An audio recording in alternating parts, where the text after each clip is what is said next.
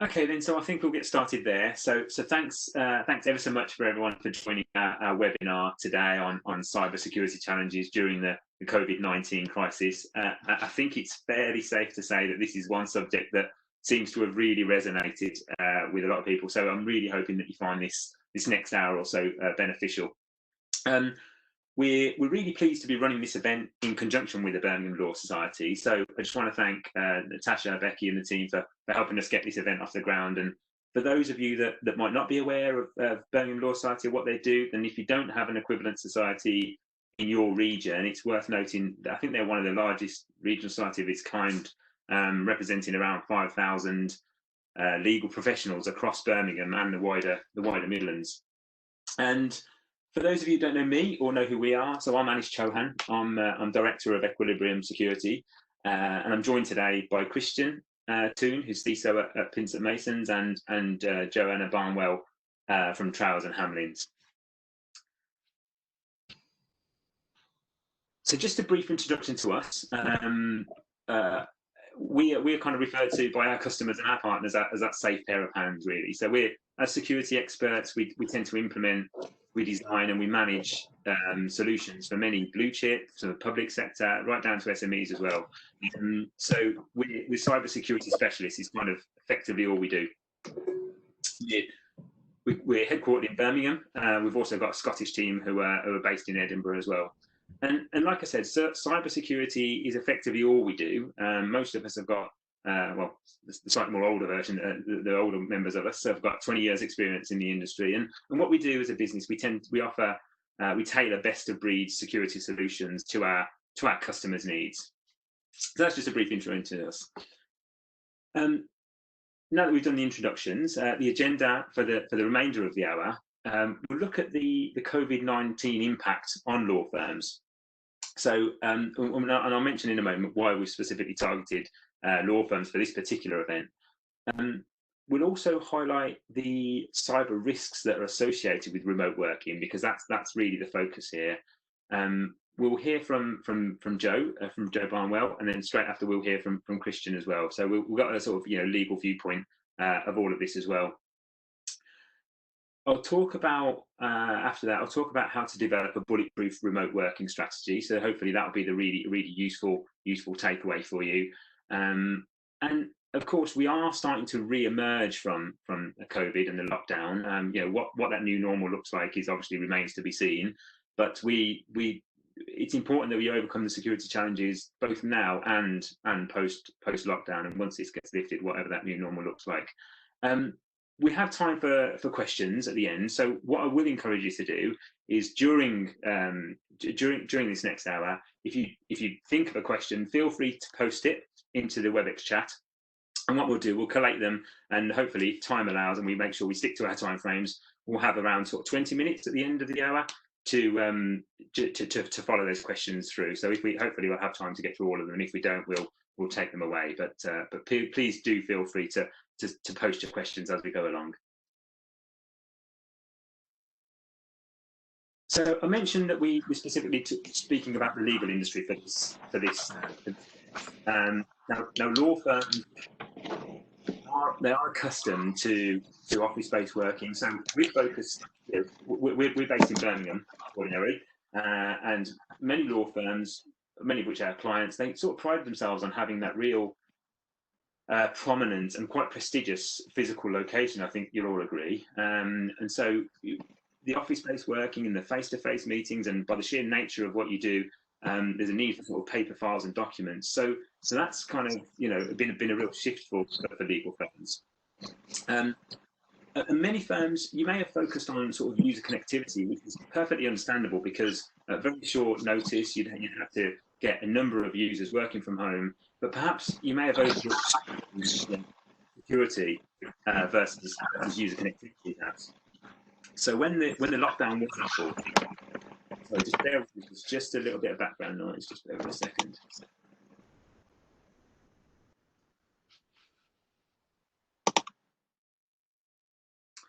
So you mentioned.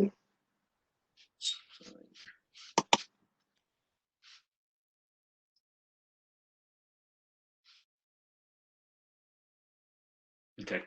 So what you may have found that you were doing was really perhaps focusing away from um, the office space, but making sure that things are being connected and people are working remotely from home. But you may have outdated security infrastructures which might have been tailored to office space working. They may not be fit to protect your remote workforce.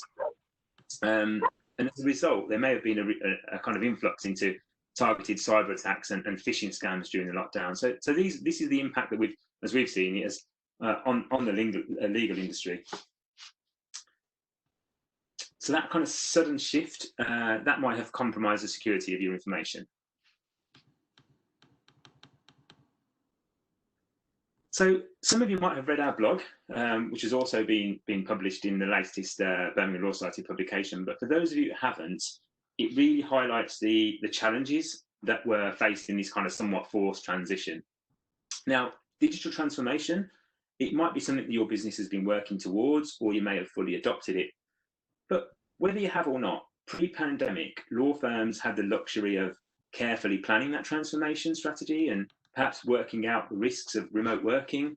But this sudden lockdown didn't really allow for this. And so many firms might have inadvertently introduced some security blind spots. So if we just look at the slide there, we've already touched on the quick deployment of remote working strategies, which means the strategy isn't being thoroughly tested. This, in turn, leads to critical vulnerabilities might be being introduced. And something we've seen sort of firsthand is this fast transition has led to some firms might be asking employees to use their own old or perhaps unsuitable laptops and mobile devices without necessary security measures being installed. And all of this leads to a real significant kind of lack of visibility, really. So, and this is an area I think I want to touch on in a little bit more depth.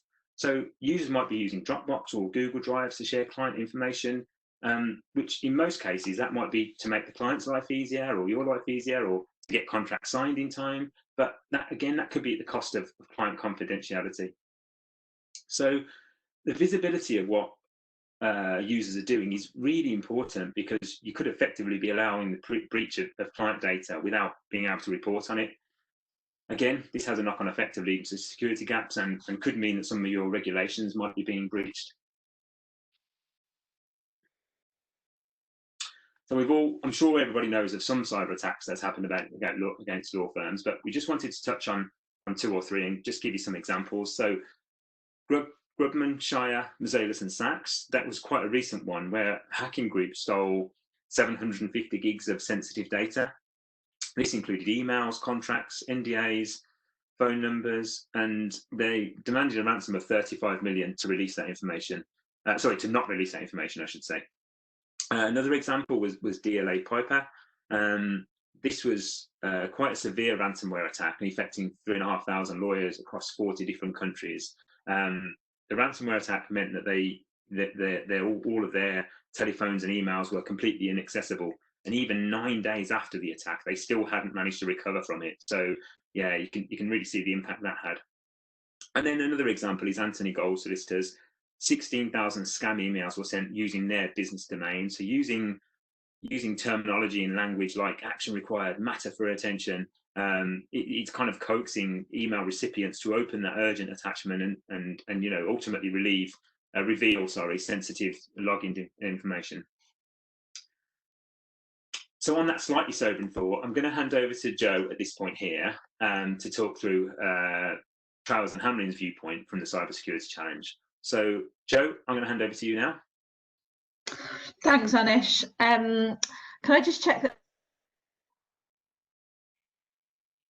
that I can't see everybody necessarily here, but if there's a problem, then please let me know. Thanks, Anish, for the introduction and the invitation to speak. My name's Jo Barnwell. I'm a solicitor at Trowers and Hamlins, which, for those of you that don't know, is a full-service national and international law firm. Got offices in the UK in Birmingham, London, Exeter, and Manchester, and then in the Middle East and as far as Kuala Lumpur. I'm a solicitor in the Birmingham commercial litigation team. I have a broad general commercial litigation practice. A lot of my work focuses on civil fraud, and regulatory investigations, and I'm ever involved in litigation involving fraud, and increasingly seeing clients encountering instances of cyber-enabled fraud, particularly, should I say, in the lockdown period.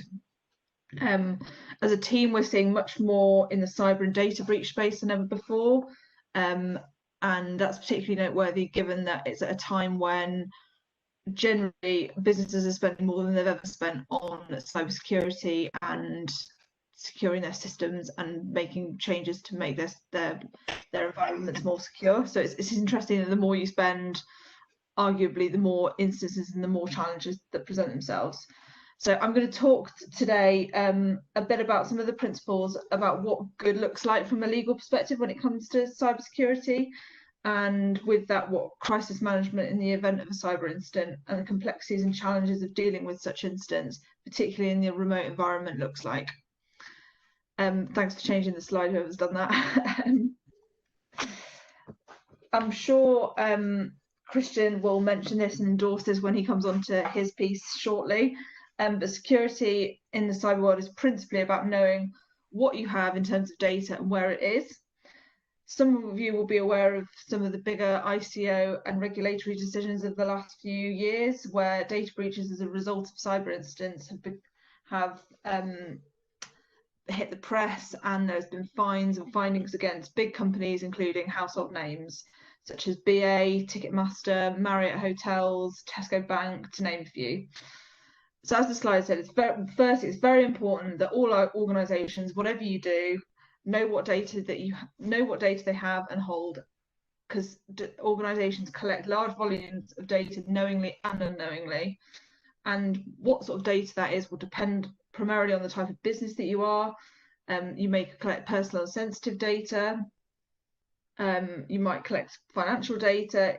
You've got to know what it is that you've got so that you can assess what relevant steps and safeguards you must take to protect it.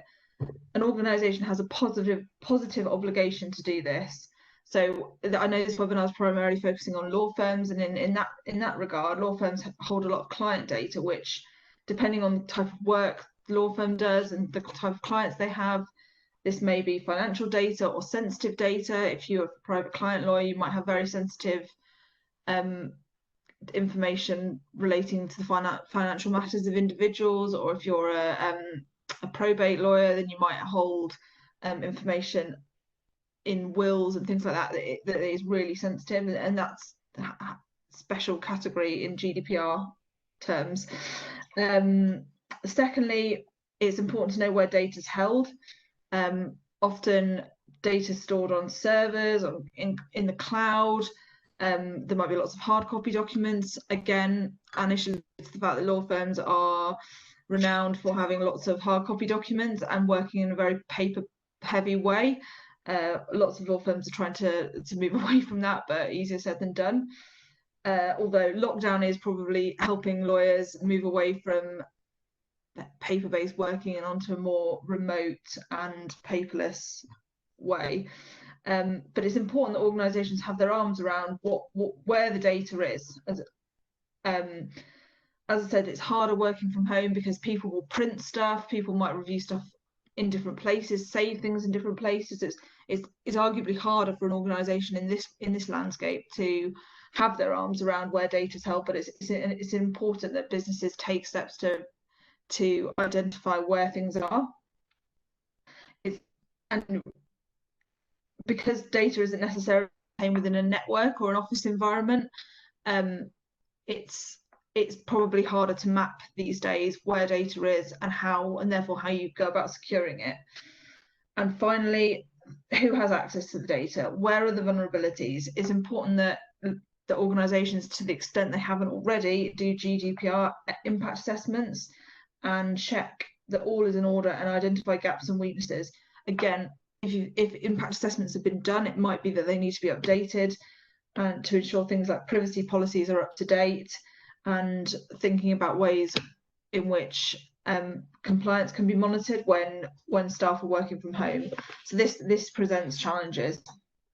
If someone can move on to the next slide, that'd be great. Thank you. So good security hygiene. Again, Christian will allude to this, I'm sure, but I'm going to talk about this from using a case study. This is really important to have good security processes in place. As I'm going to talk about a case study a job that I worked on a few months ago at the beginning of lockdown, where a client called and they'd been the victim of a ransomware attack. This was just before the lockdown, and they were a client in the logistics business, and they serviced supermarkets and other online retailers at a time when, if anyone remembers trying to get a delivery slot in March, they were at their busiest ever. They couldn't access their systems, and their biggest customers and big supermarkets, out of precaution, immediately shut off their account for fear that any kind of security breach would affect them also. So in the interest of precaution, they shut off their account, which had obviously huge operational and business interruption issues alongside that. Ultimately, the business had to explain itself to those key customers in order to get their accounts back online, and they had to act quickly and organise itself to respond to the incident on multiple fronts. They had to make a notification to the ICO because the server had been accessed and personal data was thought to have been breached. It transpired upon investigation that the client had recently acquired a company into its group which had old policies and outdated network infrastructure with weaknesses in it, which enabled the cyber attack to take place. There was a plan in place to work through updating the outdated systems, but it was only in its early stages, and not enough had been done to secure the weakness that was exploited. So all in all, it could have been worse, but data was accessed, a report to the regulator had to be made, a significant business interruption was encountered, which, as I said, against the landscape of having suppliers and supermarkets as customers was not ideal. And ultimately they had to review the data that was compromised, secure it, and notify anybody that they needed to notify about the breach of data. The last thing I want to say on that point is that they needed people on the ground to physically dismantle hardware in order to disable the ransomware. So again, this was just before the official lockdown, so it was possible for cybersecurity teams to go on site and to secure the network and do what they needed to do physically on site before they couldn't access it. But in a remote world, the response in that sense may look very different. So that's potentially going to be another challenge. Yeah, I mean, dealing with this, Joe, when kind of we're not in a pandemic and just trying to kind of work normally, but like with all the pressures we've got on, I beg to think what the stress levels were in that organisation. Must have been tough. Pretty high, and as it said on the previous slide, sorry, it is a business problem, not an IT problem, because the client called and it was panicking that IT needed to sort something out, and IT this and IT that, and it's fundamentally a board level problem, especially when you've got key customers saying we are not going to work with you until this is sorted, and you've got no idea the extent of the problem. It's not an IT problem, or IT obviously need to be front and center because they've got the technical knowledge, but it's more about business response and making sure everybody's lined up and everybody is engaging with the right people and making decisions together and in a way that is sensitive to regulatory investigation and those kind of things. So moving on, sorry, to the next slide. Crisis management. I'm going to talk a bit about this because this is where, excuse me, sorry, nearly knocked my coffee everywhere. I'm going to talk about this. This is where my team play a role in this space. Christian will go on to talk about the cybersecurity challenge in the remote world, but in terms of a data breach occurring for whatever reason, managing a crisis is arguably much harder in the remote world, because people aren't physically together, they can't physically see each other, they can't physically see the problem. However, the fundamentals are the same. One, react quickly and have experts lined up, and by experts I mean advisors, cybersecurity, consultants, PR potentially, lawyers, because it is really a joined up approach that is the best sort of way through any kind of crisis. Having lawyers engaged first is that they can ensure privilege over any investigation is maintained. This broadly means that communications with your lawyers as a business will be privileged. So the point is to not create and emails around an investigation which are potentially disclosable to a regulator or in proceedings down the line if that's what happens. So it's important that there is an element of control over what's created and what's said. So, but this is obviously more challenging working from home, because instead of having face-to-face conversations or meetings, people are more likely to send emails and generate more documents. The third thing is there has been a lot of criticism about how others that have encountered cyber incidents or data breach incidents have handled crisis management, and this has very much played into the level of fine that's been levied against them by regulators. So it's important to learn from those that have gone before and the mistakes that they've made, because that's very much how you deal with the problem. There's an expectation from the regulator's perspective that it's impossible to be 100% cyber secure. There's no obligation that firms have, organisations should be 100% secure. They know that is not attainable or realistic, but it is about showing how you've minimised the risks and how you have organised your data and taken steps to minimise the risk of a breach and how you deal with it, and that very much plays into the outcome. And lastly, I just want to say about managing the message. Go back to my case study, it was very much about not just reacting to the incident and shutting down the ransomware and getting the technical guys on site and managing the response to the regulator within a certain time frame. It's also about, you've got lots of stakeholders, whether it be employees, shareholders, customers, going crazy saying, what's going on, I can't access this, heard about this, what does it affect me, and managing that message is really important, because you don't want to end up saying something to one person that ends up you need to tell the regulator, or you're creating potential problems down the line for yourself. So managing that message and getting whatever external support to do that is really important too. Managing it in a controlled way is really key. It's certainly how quickly information can fly out your organisation these days. Yeah.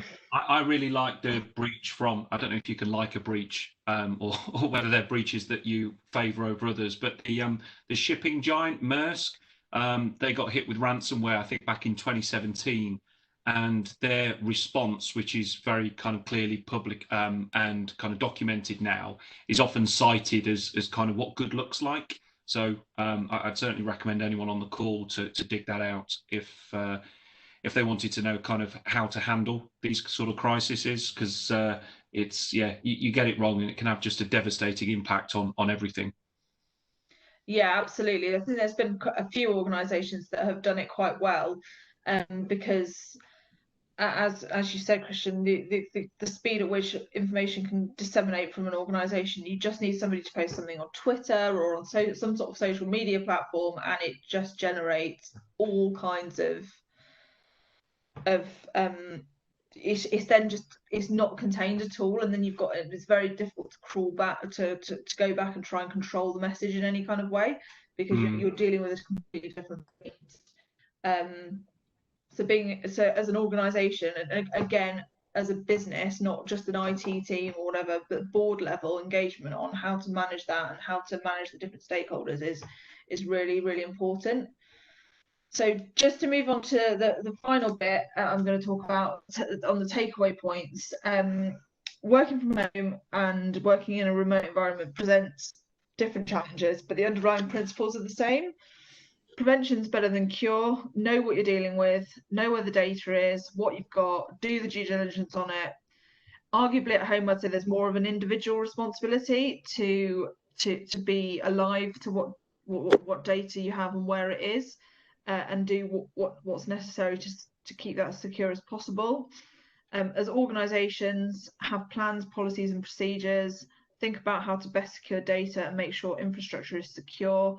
I know Christian's going to touch on this further, but train staff and make them accountable, because you really are reliant in an environment where you're not in an office and you're not on a secure network that business has got control over. You're really reliant on individuals to have appropriate measures in place. Thirdly, do crisis management well. Again, have everyone lined up, lawyers who are cyber, PR ready to assist, so you're in the best possible position to be advised and not miss anything response-wise, and capitalise on privilege. And fourthly, manage the message, be in control. When you're best done, this is best done when you're getting everything else right. And also, finally, be alive to the non-financial implications of something like this happening.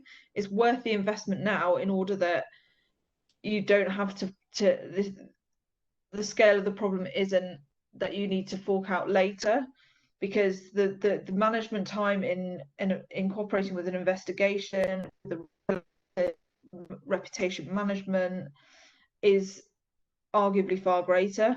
It's much better if management and boards are engaged now to prepare and to put measures in place than they are to react later.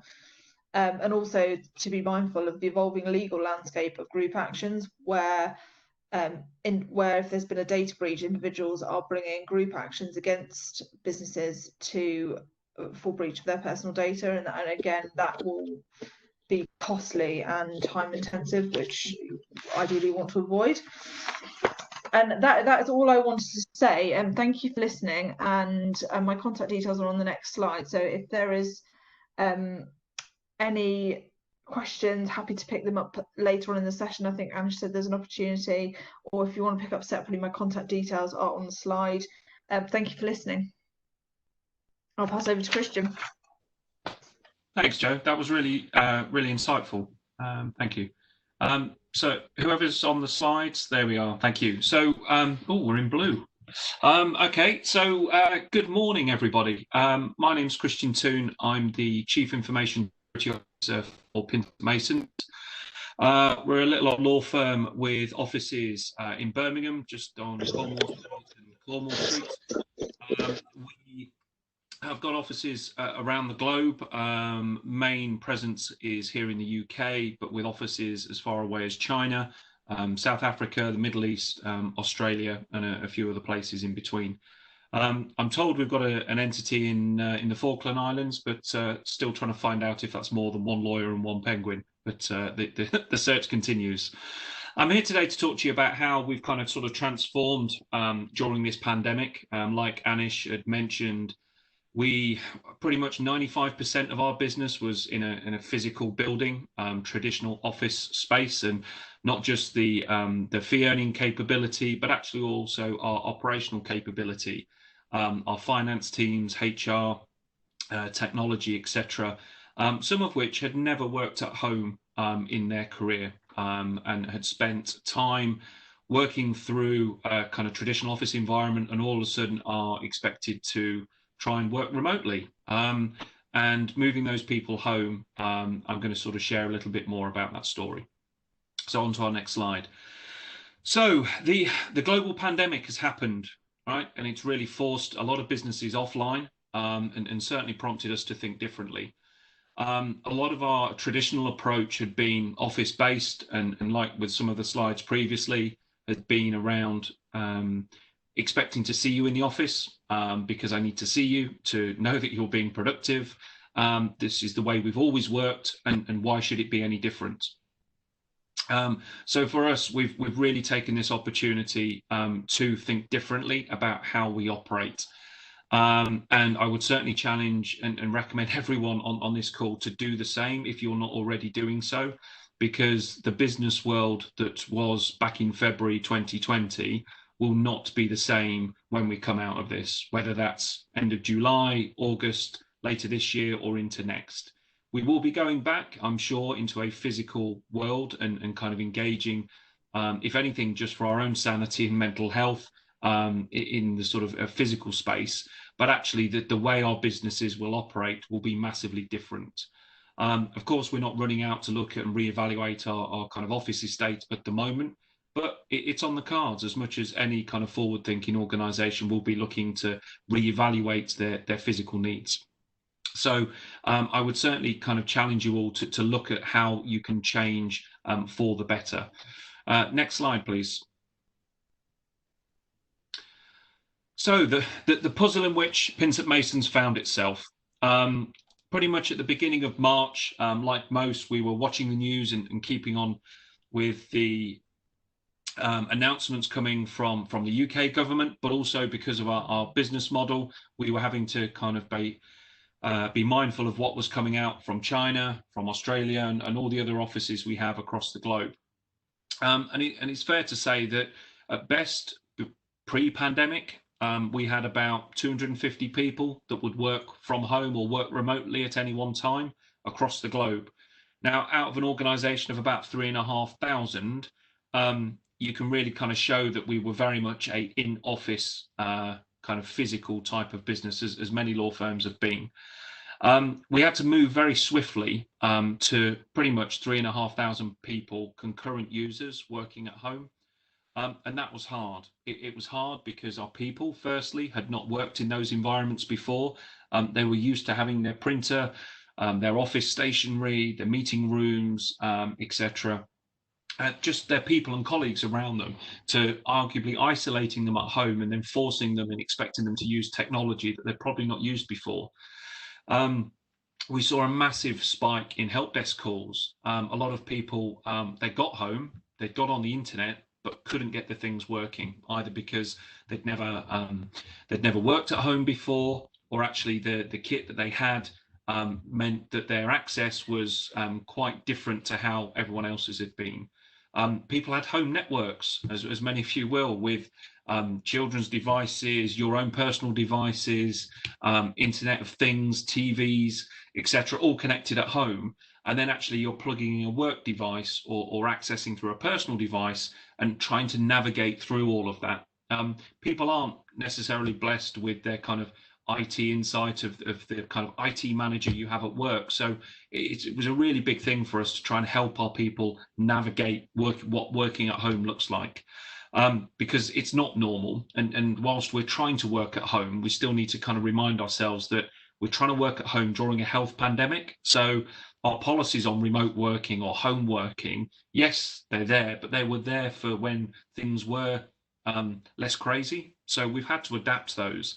The employee mental health has been a big priority for us because this isn't normal. So trying to get the technology to work in a secure and operational fashion that allows our fee earners to, well, earn the money and keep the lights on and kind of bring all the fees into the business.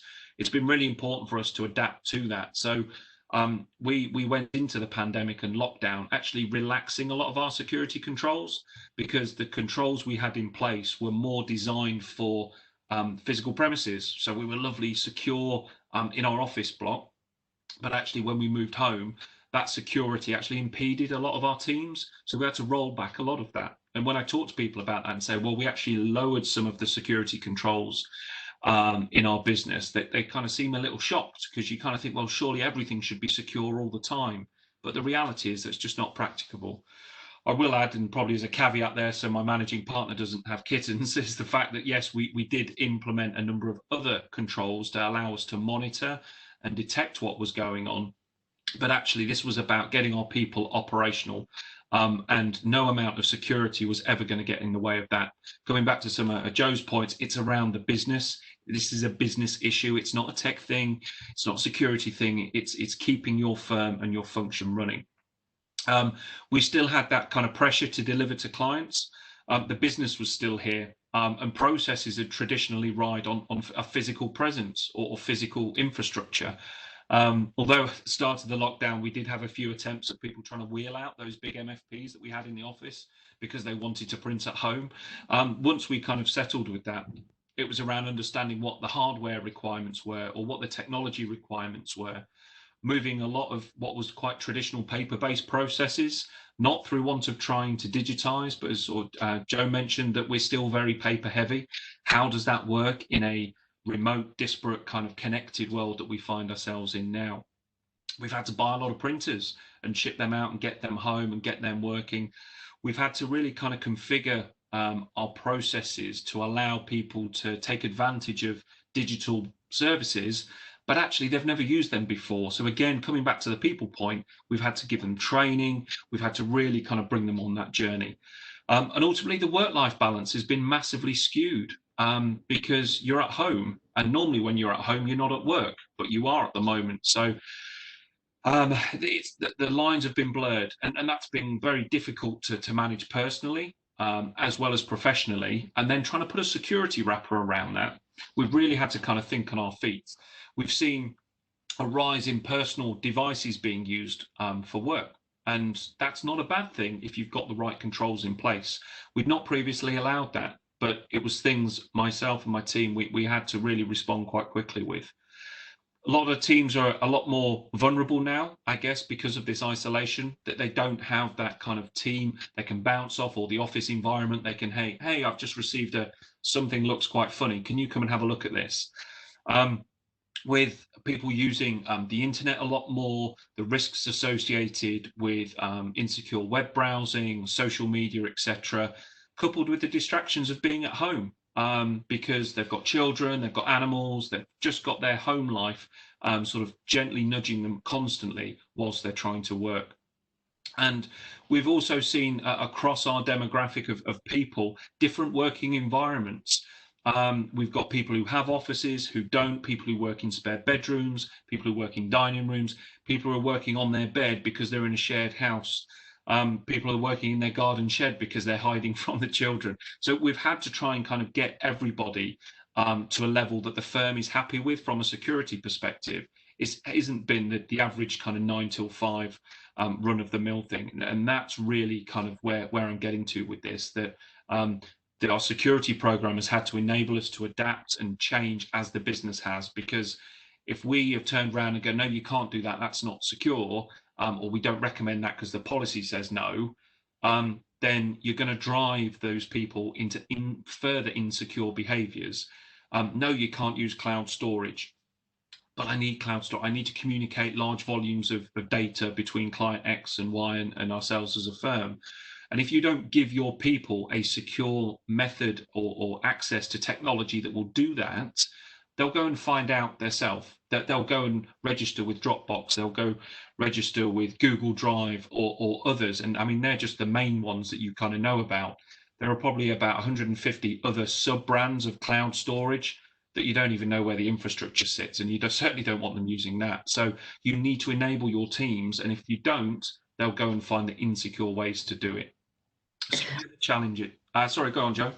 Sorry, I was just going to say on that point that I think that's a really good example, because especially lawyers, I'm sure like a lot of businesses are working in a kind of very fast-paced environment. Everybody's facing challenges, so I'm personally finding a lot of the clients like, well, we need this right now, and everybody's banging their hands on the table, and you've got to find a solution, and that's a lot about what our job is finding solutions to problems. Yeah. So as you said, the more you don't have a secure, an easy access, secure way of doing something, you will be forced to find some way of just making it happen, which isn't necessarily secure, which might solve that short-term problem, but may create a bigger, longer-term problem. Exactly that. And that's the thing, that kind of people are trying to adjust to a new normal for their working, and you need to give them the equipment, and whether that's technology, licenses, or even the bandwidth, excuse me, for those connections. It suddenly becomes a completely different focus. Go on to next slide, please.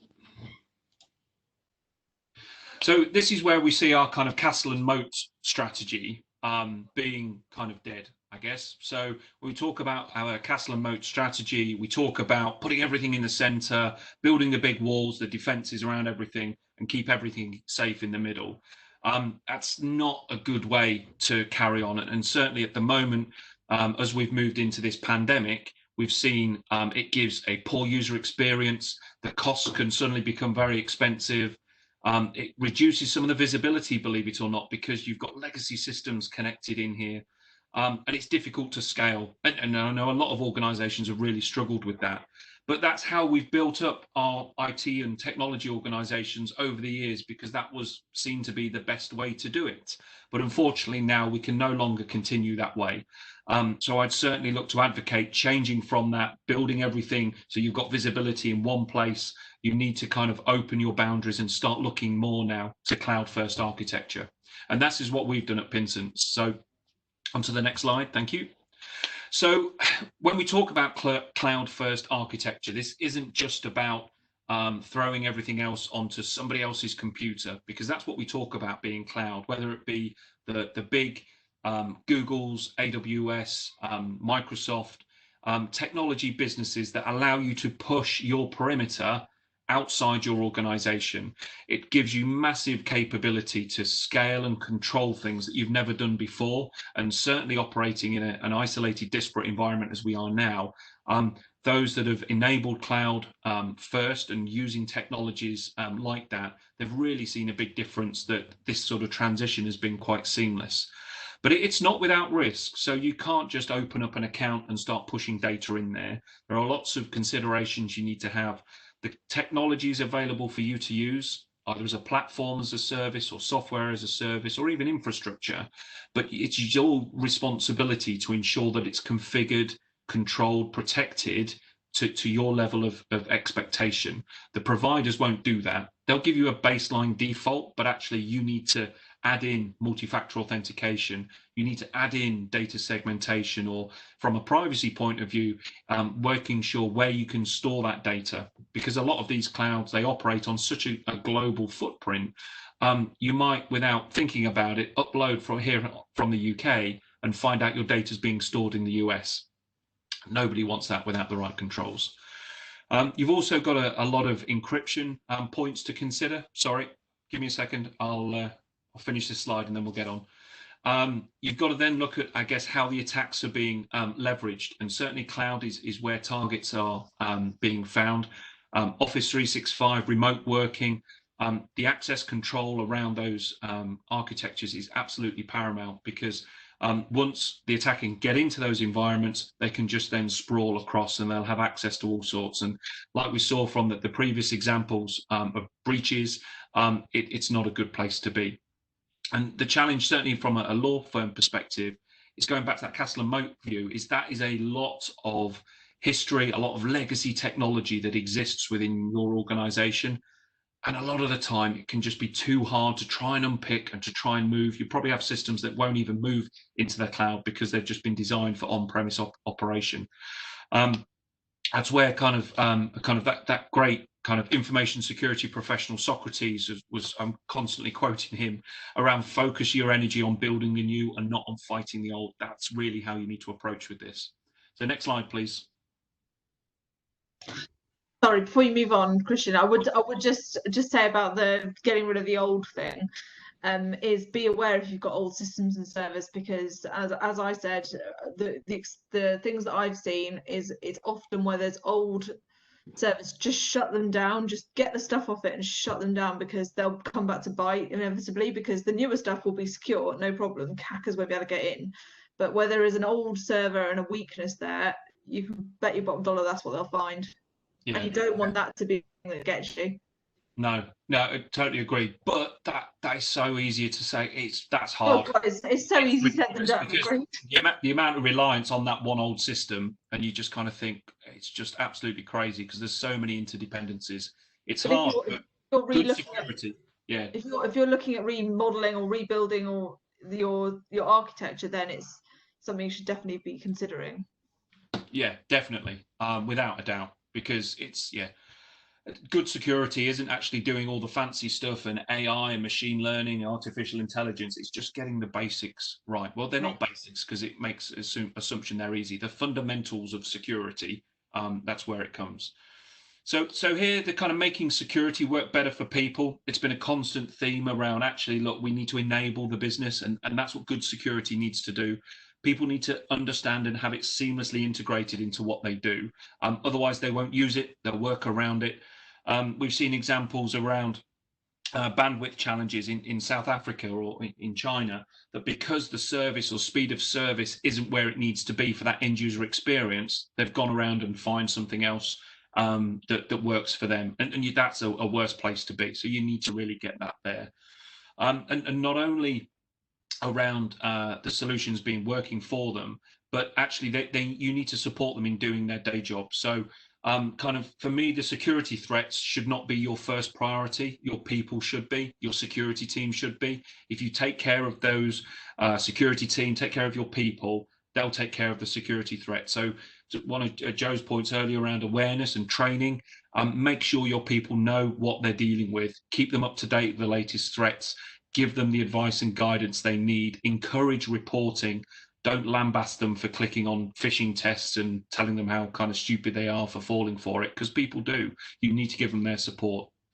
And the last couple of minutes, I'll just move on to the kind of closing slide around what's next. So we're in this pandemic still. We are where we are. We've gone through a lot of the hard stuff. So what are we going to deal with? We've still got that pressure to deliver with clients and being mindful of kind of what our processes look like now. We've had to make some very quick changes, and we're now looking back at those changes to ensure that we've got the right level of security around those. We're obviously a lot more conscious of the malicious calls and sort of, I guess, the isolation people find themselves in and the distractions of home, and making sure we're giving them the right awareness and the right support to help them through that. We're obviously making sure we're scanning for the available information online, what we call operational or open source intelligence, stuff that's available on both the kind of the internet and the subnet or darknet, social media, to sort of see where the attacks may be coming from or data may be leaking from the organization. We're giving support and focus to those home configurations and making sure that we're not connecting ourselves to insecure home networks. And really sort of focusing on that end user experience. We're moving our perimeter to the endpoint, as it's kind of often called, so the computer, the laptop, etc. And that's where our focus is and will continue to be. So thank you for allowing me the time to talk. I'm always kind of like these environments because you can't know if anyone's going to fall asleep whilst you're talking, and nobody can throw anything at you. So I'm maintaining 100% success record. Contact details are there on that last slide. So if you do want to further the conversation, please get in touch. I'll be more than happy to share some of the details about what we've done and how we can possibly help. Thanks, Ed. That's really good. Thanks a lot for that, Christian. It was really, really useful, and Joe. And I think the kind of takeaways really are, protecting vulnerable systems, and people are moving away from the physical building. The business world isn't going to be the same. Using personal devices, and I think probably what a lot of people might be thinking, okay, great, absolutely, but how? How do we do all these things? I don't think anybody on the call is going to disagree with those things need to be done. And so the next sort of pushing on a little bit, next 10 minutes or so, I'll try and cover all of that off as best as I can. And we have had some questions come through, but what I will do is I'll if we don't get around to them all, I'll try to come back to you individually. So what can businesses be doing to ensure there's a kind of strong degree of flexibility? Because that is really important, but also couple that with making sure users operate in that secure manner. Because I know many of you are going to enjoy the flexibility of working from home. The adjusted hours might mean you might stop working around 5 to spend a bit of quality time with the family. I know for me, that's a welcome exchange from trying to make a dash for the 6:30 train and finding it's delayed. And I certainly welcome it. And for us at Equilibrium, many of our customers as well we speak to, they've got no plans at all to move away from it because it's working. So like I say, we need to kind of ensure it's going to continue, but make sure those security practices become the norm. So the way in which we do this is we have layers of security defenses. So you have a strategy where you have multiple different components. One solution isn't going to, you can't buy a product necessarily off the shelf that will just fix all these problems on its own. You've also got to have sort of user and device visibility, which Joe and Christian have separately touched on, because the use of cloud services, super important. It's really flexible. I don't think anyone's going to argue with that, but there is a natural byproduct that comes out of that. And that byproduct is that loss of user visibility and device visibility. And really, we need to kind of underpin all of that with some kind of, advanced threat intelligence, which I'll explain a bit more detail. So the way in which I've broken the next few slides down is to 4 key areas. The first one being endpoint security. So as Christian said, there's always this emphasis of protecting unauthorized access coming into the organization through firewalls at the perimeter, but that perimeter has been diminishing for some time, and actually the speed of disappearance has been accelerated with this COVID lockdown and everyone working from home. So where the focus needs to be is what's happening on that endpoint. Is it a laptop? Is it a mobile device? Is it a tablet? What's going on there? Now, antivirus products do go some way into protecting these, but they're normally quite reactive and not really able to protect an endpoint from the continual development and advancing and adapting of most current malware. So best way of thinking about this is if you think about a virus or a piece of malware, it's just a piece of code that someone's written and it acts in a certain way. Now, most antivirus engines, the way in which they detect that is a signature's got to match. So if it matches, it detects and it alerts you, go, this is a virus. But the tiniest tweak to that, and I mean minuscule tweak, could mean it will go undetected. And this is how kind of malware evolves and ransomware evolves and kind of tries to become stealth-like. So what needs to occur instead of this kind of signature base is the normal everyday behavior of the endpoint needs to be learned. Okay, so what's normal for this endpoint? What does it normally do over a month, over a week, over a day?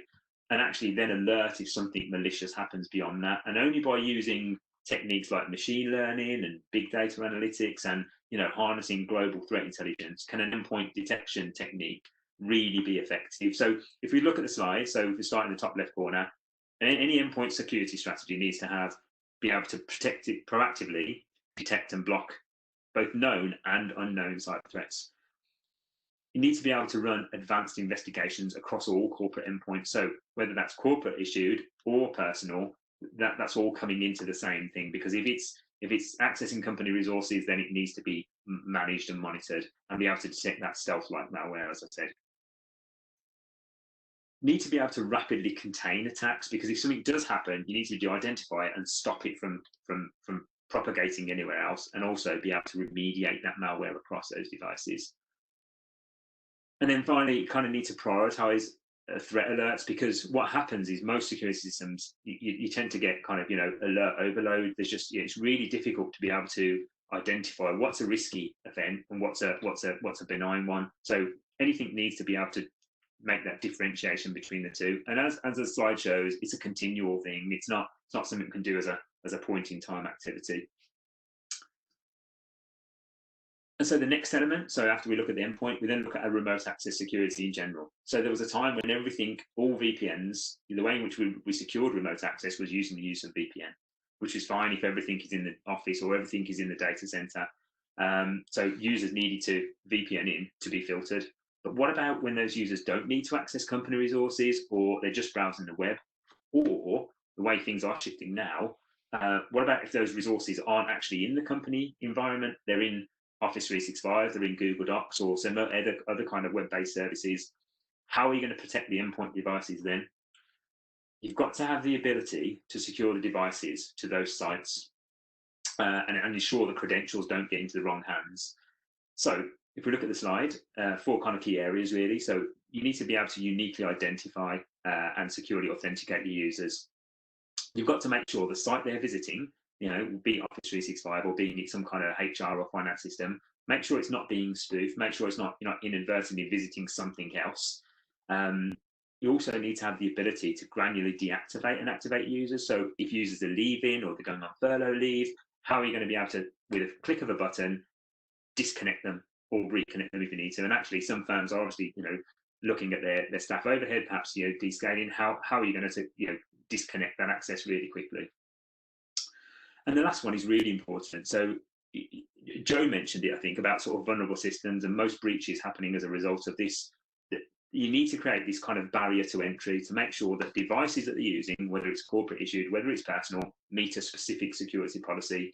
What I mean by that is if the browsers are out of date, if it's an iPhone and the iOS version's out of date, that means there's a known vulnerability that's in there. So if you create that barrier to entry, you say, okay, well, I'm not going to let you, even if I know you're a legitimate user, I'm not going to let you connect in, access our services, until you meet this security level, which is really, really powerful. So phishing, we've all talked about phishing. One of the biggest problems that all companies face is the social aspect of phishing. It's not the actual, the content. It's how the malicious threat actors use social engineering attacks to coerce you to click the link, using time pressures, urgency. We've seen first-hand examples where directors, in a seemingly abrupt tone, are asking for a link to be clicked or a document to be opened. And most staff, because of who it's come from or who it's purported to come from, are kind of more concerned about not complying with the request instead of, querying the validity of the email. Similarly, we have whaling, which is kind of the same thing, but albeit in reverse. So specifically targeting a senior director, claiming to maybe come from IT, saying, okay, your password needs to be reset immediately, because if you don't do it, you're going to lose access to everything you need access to. And so, you're coercing the individual to click that link, and by doing so, they'll have provided their login credentials. So it could just be a momentary lack of vigilance that can cause an entire company to be impacted, like the examples we saw. And the legal industry is definitely a target for these attacks. Property completion dates, there's all these deadlines that these threat actors can use and leverage to get them to coerce the user to clicking the link. So training an organization is really important. I think Christian mentioned that. But testing them using phishing campaigns is a great way of doing this. But also, you might already carry out penetration tests to test vulnerable systems, but what about testing people? How vulnerable are they against such techniques? So it's important that they know how to spot phishing and social engineering attempts. It's important they know the motives and reasons, because the more likely a user understands the motives, they're more likely to be able to spot malicious attempts. And of course, you need the security mechanisms to underpin all of this, so that momentary lack of judgment doesn't cause a major outage. And visibility, so we've mentioned this quite a few times, and it is really important, but quite often there's a focus on kind of an individual security product. What is the antivirus blocking? What is the firewall blocking? What's it doing? But you really need to have that joined up view across everything, so that if a threat is spotted, you know where it's gone, where did it go, what systems did it touch, and what can we do to kind of stop it from happening again. And I mentioned global threat intelligence a few times. So what that is if a new piece of malware is detected, on the other side of the globe, then taking global threat feeds from organizations who, taking that in and you understanding what it is, it kind of identify it and block it from further activity. So that's something that most security tools and systems will be able to do, and it's really important that that's leveraged in the current climate. And all of this is going to really allow you to continue your business in a kind of non-reactive way and keep your business protected. So I'm mindful of time, so I'm going to rattle on a little bit. But basically, we are coming out of this COVID-19 situation. We are going to, lockdown is going to lift. But what does the new normal look like? There's 5 real key areas that I kind of, that kind of need to be taken away. So the first one, proactively identifying cyber threats is really important across the device, regardless of what it is. We talked about, I don't know if we use this term actually, but shadow ICs, that this term refers to the unauthorized applications, those users using Dropbox when they shouldn't really be able to. So how do you make that distinction? Okay, you might say Dropbox is fine or OneDrive is fine, but I don't want to use these apps. And there's new web apps coming out all the time. So it's having that ability to be able to control those and endorse the ones that are authorized. We need to ensure security even when VPNs aren't being used, because remember, VPNs are just a very simple single use case, and 9 times out of 10 in the current climate, we really don't see VPNs being users aren't forced to use them, because the resources they're accessing aren't in the company environment, they're in the cloud. So ensuring the security on the endpoint device is really important. We need to educate users to spot the sophisticated phishing attempts, and they are sophisticated. There was a time when the only spam email you used to get was from a Saudi prince asking you to transfer £100,000. But those emails are very, very few and far between now. They're sophisticated. They look very, very well crafted. And overall, you need to have the ability to detect anything anomalous. But what is normal? Okay, so if something deviates from normal, then we need to be able to spot that and prevent that. Just the last kind of sort of roundup from me is for everybody that signed up, we did offer a free 4-hour security review. So what we were able to do there is conduct a basic gap analysis across your systems, across policies, and across security controls. And actually, 9 times out of 10, what we find is that you already have the process, you already have the policy, you might even already have the security tools, but it's extending them, it's making sure those gaps are plugged. So please do take us up on that, because we are trying to help clients in this difficult situation, and ultimately this is a fight against criminal threat actors. So we are please do follow the instructions at the bottom. So if you email Zoe, she'll follow that through and arrange a slot for you. If you head the email legal webinar security review, we can certainly look at that for you as well, and just state your company name and your name and position, and we can book that slot for you, no problem at all. So that's the end of that.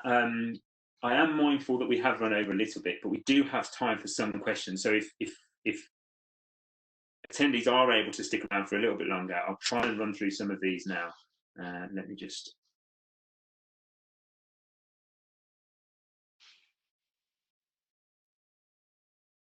bring some of these up.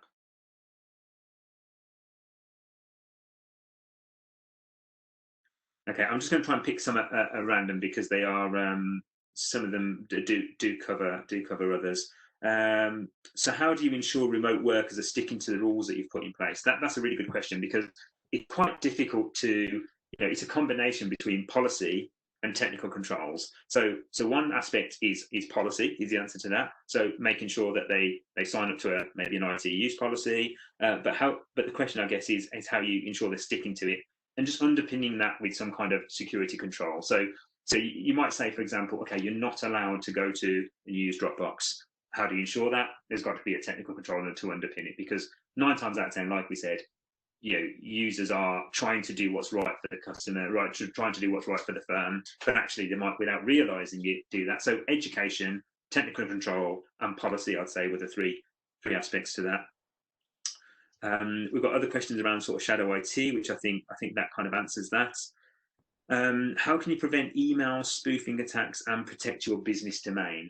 Okay, that's a great one, because when we talk about visibility, what a lot of organizations overlook is who is sending emails on behalf of your domain. Now, from a marketing point of view, you might use a marketing platform, you might use MailChimp or something along those lines, but actually there's a firm in let's just say, for example, China that's using that information, or Afghanistan, for argument's sake. These might be places. These might raise alarm to you. It's like, hold on, why is there an IP address in these countries sending emails from my domain? So that's one way. So putting in controls where you can monitor what emails are being sent is a great way of doing that. So hopefully that answers that question. Do we need to think about providing small firewalls to staff? Kind of yes and no. So not in the conventional sense. So when we talked about how there's no longer that perimeter, if you had 2,000 staff, or even just a couple of hundred staff, providing firewalls to all of them at home is probably not really necessary. What we do is we look at something to control the endpoint. So the underlying kind of question here is visibility and controlling the endpoint.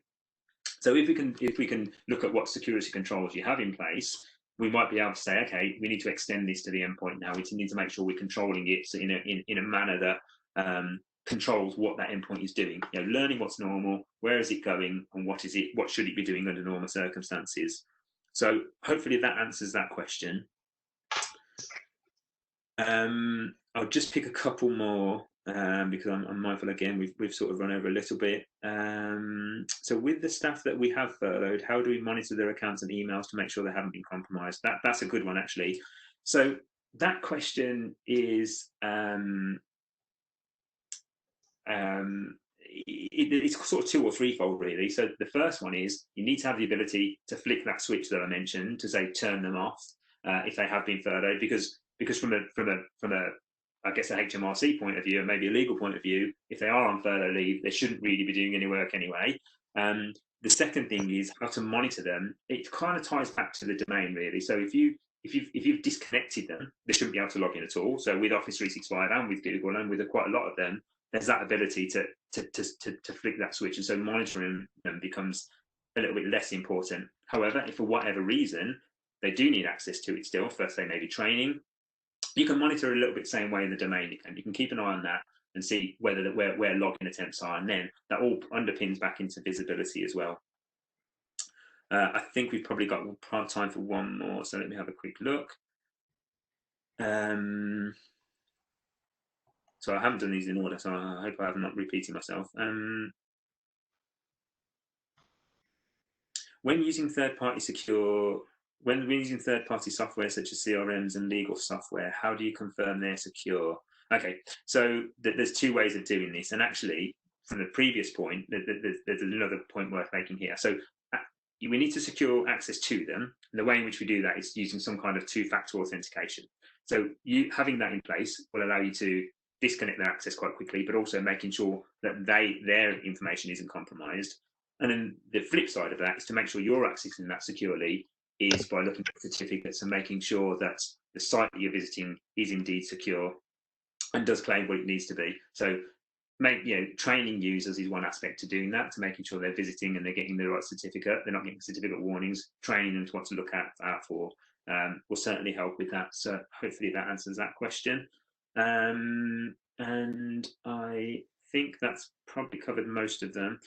I'll try to, I've picked up the ones where I don't know who it's come from because it's come from perhaps a calling user, but I will, I'll try to respond to anything that I haven't responded to sort of directly and personally. So mindful that we've run 10 minutes over, and despite practicing time slots and things like that, this does happen. So apologies if I've kept anybody. And for anyone that does want to share this, I think if I'm right in saying, guys from the Birmingham Society, this video will be made available. So if you want to share it with colleagues, then please feel free. But I thank you very much for your time. I know it is, everyone is more busy, although we have more time in our diary at the moment because we're not traveling. The general consensus is that's being filled very rapidly. So thanks ever so much for your attention. I hope it was really useful to everyone. I've got a couple more questions that have come through about sort of Zoe's email. So I'll add that directly, but it's zoe@equilibrium-security.co.uk. So what you can see on the screen for my email address is the same thing, but with Zoe as a first name. So thanks again to Joe, thanks again to Birmingham Law Society, and thanks Christian. Thanks a lot, everybody else. Yep, thanks for having us. Thanks, guys. Thanks, bye. Bye.